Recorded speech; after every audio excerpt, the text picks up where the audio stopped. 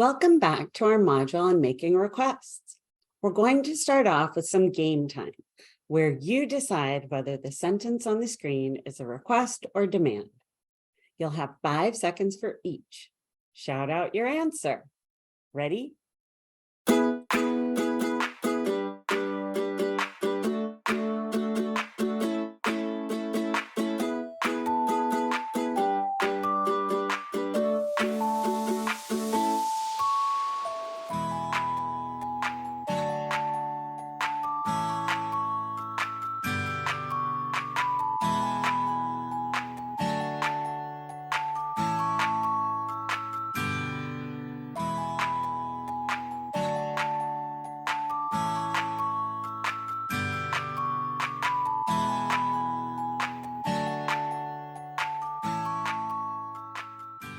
Let's find out how you did.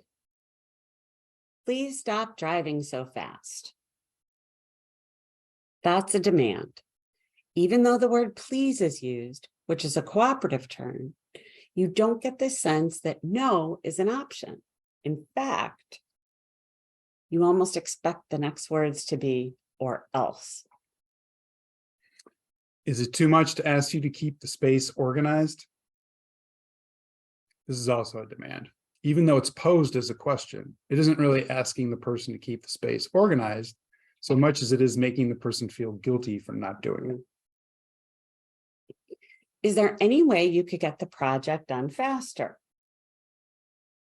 This is a request. It allows for the person to reply, no, there really isn't any way to get the project done faster. And by saying, is there any way, it allows for the person to offer solutions to meet the request. So the person might reply, I could get the project done faster if I worked overtime, had some more help, had some more equipment. You get the idea. I'd like to find a better solution if we can. This is another request.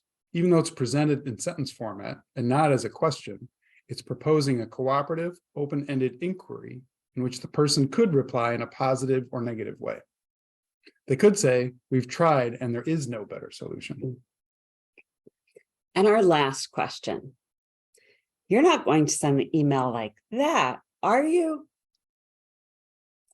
This is a demand and not a very nice one. Mm-mm.